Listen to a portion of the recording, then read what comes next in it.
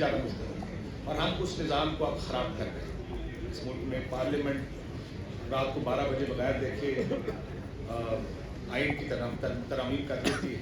Supreme court में जो हालात हैं वो देखें आप, बाहर से ला के हाई कोर्ट्स में चीफ जस्टिस लगा दिए गए हैं। अब ये इदारे हैं पाकिस्तान के। मैं जब हमारे पे केसेस मेरे पे बनने शुरू हुए तो एक मशवरा मुझे ये दिया गया, कोशिश करें, खास करके पैमरा का पहला नोटिस आया और हम मुझ पे केस बना कि कोशिश करें फैसला खिलाफ ना हो, क्योंकि आगे किसी जगह आपको रेमेडी नहीं मिलेगी। लेकिन हमारे मुल्क में इस वक्त जमहूरियत से ज़्यादा जमहूरियत की जो हालत है, ज़्यादा अगर कहें कि मिनी मार्शल लॉ नुमा निज़ाम है तो शायद गलत नहीं होगा। लेकिन ये अब से हमारा मसला शुरू नहीं हुआ। मैं पहले भी ये कह चुका कि ये हाइब्रिड निज़ाम इसने इस मीडिया को बहुत नुकसान पहुंचाया। जब पावर सेंटर सारे इकट्ठे हो गए, अपोजिशन तो हमेशा से हमारा एक नेचुरल एलाई रहा है, हमेशा से हमारी अलायंस रही है अपोजिशन के साथ। जब भी अपोजिशन होती है ये फ्रेंड्स विद द अपोजिशन। लेकिन ये जब से हुकूमत और फौज एक पेज पर आए हैं, उसकी सबसे बड़ी कैजुअलिटी पिछले 4 साल में मीडिया है। हमारे साथ बड़ा मसला, मैं आपको अपनी ज़ात की मिसाल अगर कहें तो मैं दे भी देता हूँ। जैसे मैंने कहा कि पैमरा के नोटिस तो आए, फिर मुझे FPR के जब नोटिस आने शुरू हुए तो मेरे वकील ने एक दिन फ़ोन करके कहा, सर ऐसा कोई कानून नहीं FPR पर जो हम पे ना लग गया हो। मैं ये दावा तो नहीं करता, लेकिन मेरी खुशफहमी है कि शायद मैं पाकिस्तान के सबसे ट्रांसपेरेंट टैक्स पेयर्स में से। मैंने आज तक जो भी चीज़ खरीदी है उन्हें कोई DC रेट पे नहीं खरीदी, मार्केट रेट पे खरीदी, सिर्फ इसलिए ताकि मैं सिस्टम को हुडविंग करके काम ना करूँ। इसलिए मुझे बड़ा इस बारे में अपने ऊपर एक जोम रहा है कि मैं एक अच्छा टैक्स पेयर हूँ। लेकिन फिर जो FPR के निज़ाम ने मेरे साथ किया, मैंने किसी पूछा, उन्होंने कहा सर ये हम नहीं कर रहे, ये कोई और कर रहा है। एक दिन मुझे लाहौर से, मेरे इन-लॉज लाहौर होते हैं, वहाँ से फ़ोन आया कि आप पर FIA का कोई फाइनेंशियल फ्रॉड की इंक्वायरी चल रही है, क्योंकि उनके सारे जो बैंकर्स थे उन्होंने फ़ोन करके उनको बताया कि उनको FIA की तरफ से खत आए फाइनेंशियल फ्रॉड के लिए कि काशिफ अब्बासी के खिलाफ ये है। तो उनके सारे अकाउंट्स, तो मेरे इन-लॉज तक के अकाउंट्स चेक किए गए। वो लोग जो पाकिस्तान में रहते भी नहीं, लेकिन मुझे ऐसे कोई इसलिए एतराज़ नहीं कि मुझे मेरे पास छुपाने को कुछ नहीं। जब FIA से चेक किया तो उस टाइम पता चला कि मेरा नाम किसी ब्लॉक लिस्ट पर भी है और मैं पाकिस्तान छोड़ के बाहर भी नहीं जा सकता। जब मैंने इसके बारे में एक ट्वीट की तो मुझे 10 फ़ोन और दोस्तों की तरफ से आ गए जो हमारे साथी दोस्त हैं, कहते हैं कि जॉइन द क्लब, हम भी पाकिस्तान से बाहर नहीं जा सकते। मेरी बीवी एक दिन अकाउंट अपना ऑपरेट करने बैंक गई, पता चला अकाउंट फ्रीज। मैंने उसके ऊपर ट्वीट की, बहुत से लोग दोस्तों के फिर मैसेज आ गए जॉइन द क्लब, हमारे भी अकाउंट्स फ्रीज हो।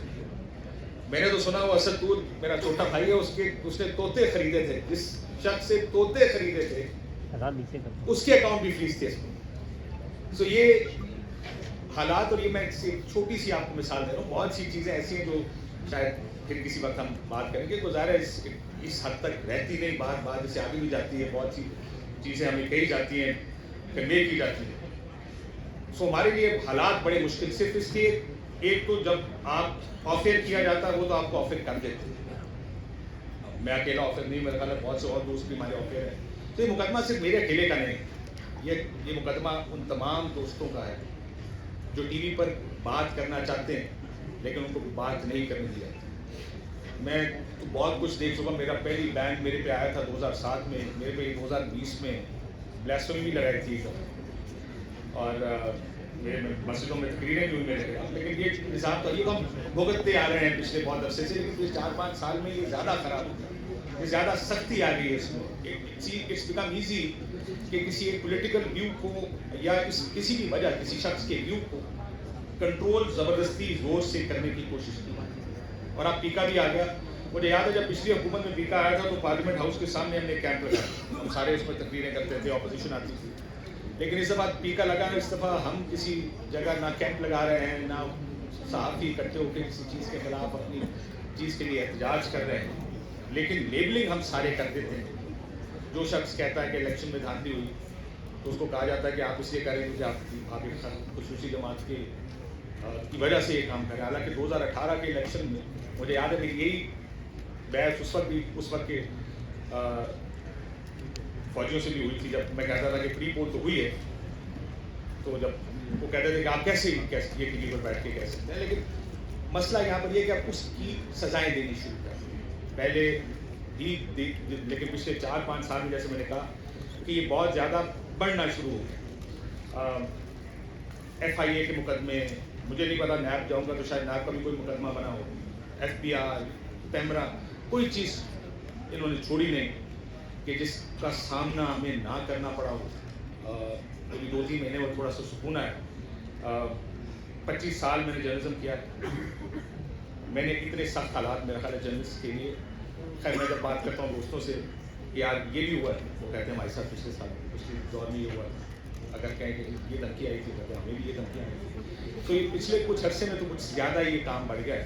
مطیع اللہ جان میرا بھائی بیٹھا ہے یہاں پہ، آپ کو فوٹیجز تو یاد ہوں گی جب اس کو اٹھانے کی کوشش کی گئی تھی. یہ سب اب روٹین بنتی جا رہی ہے. میں ان لوگوں کو، اپنے دوستوں کو جو ٹی وی پر بیٹھ کے آج پروگرام کر رہے ہیں، داد دیتا ہوں ان لوگوں کو جس ماحول میں ان لوگ. میں بہت سے دوستوں سے، آپ کو میرے بھائی ہیں ساتھ، میں ان سے ملتا ہوں. وہ کہتے ہیں یار پچھلے ہفتے ہم پالیٹکس پہ بات نہیں کر سکتے کیونکہ وہ پریشر بہت ہے. تو کسی نے اسپورٹس پہ بات کر لی، کسی نے فارن افیئرس. اور یہ جب فارن ایشوز آتے ہیں تو شکر کرتے ہیں کہ کوئی فارن ایشوز آئے، کیونکہ وہ پالیٹکس پر بات کرنا اس ملک میں اتنا مشکل ہو گیا کہ جو لوگ بات کر رہے ہیں، میں ان آل آنیسٹی میں ان کو داد دیتا ہوں کہ شاید آف ایئر ہونا زیادہ آسان ہے، آن ایئر ہونا زیادہ مشکل ہے. بہت سے لوگ جب یہ اپنی فرسٹریشنس، ہم سارے بیٹھتے ہیں وہ فرسٹریشن میں روز کس طرح لوگ ہمارے دوست ساتھی فرسٹریٹڈ ہیں اس طرح کہ کس حد تک پابندی، کہ کس حد تک جا کے کہا جاتا ہے کہ یہ نہیں چلے گا، یہ نہیں چلے گا، یہ گیسٹ نہیں آئے گا. جس دن رات کو کسی کوئی گیسٹ آئے ایسے آتا ہے کہ یہ گیسٹ ٹی وی پر نہیں ہے. تو یہ ہے وہ ماحول جس میں بہت سے لوگ ہم کام کر رہے ہیں اور بہت سے لوگ جن کو کام نہیں کرنے دیا ہے. اس ملک میں اگر ہماری جمہوریت اور آئین کے ساتھ جو حالات ہیں وہ اس وجہ سے بھی خراب ہوتے جا رہے ہیں کیونکہ میڈیا جب وہ بات نہیں کر پائے گا تو ظاہر ہے وہ جو اسپیس میڈیا کریٹ کرتا ہے سیاسی جماعتوں کے لیے، اپوزیشن سیاسی جماعتوں کے لیے، اچھے جو اصول ہیں ان کے لیے، وہ اسپیس ختم ہو جاتا ہے. آج میرے بہت سے دوست ٹی وی میں بیٹھ کر بہت پریشرس کے اندر کام کر رہے ہیں اور وہ بہت سے ایشوز پہ بات نہیں کر سکتے. امید کرتے ہیں کہ سینس ول پریویل. بھی شاید فرقان بھائی صاحب نے بھائی نے کہا کہ میڈیا میں آواز اب نہیں اٹھ سکتی. اس کی یہ وجہ شاید کیونکہ میڈیا میں آواز اٹھانے کی اب اجازت نہیں دے. کیا ٹاپکس آئیں گے؟ نہیں، کچھ ٹاپکس کی اجازت، کچھ لوگوں کو بلانے کی اجازت نہیں. تو اس لیے بہت کٹگنے کو بہت پابندیاں ہیں جس کے اندر یہ میڈیا کام کر رہا ہے. اور یہ لڑائی آپ کی ظاہر ہے، لیکن ہمیں ایز میڈیا، ہم نے ماضی میں بہت لڑائیاں لڑی ہیں.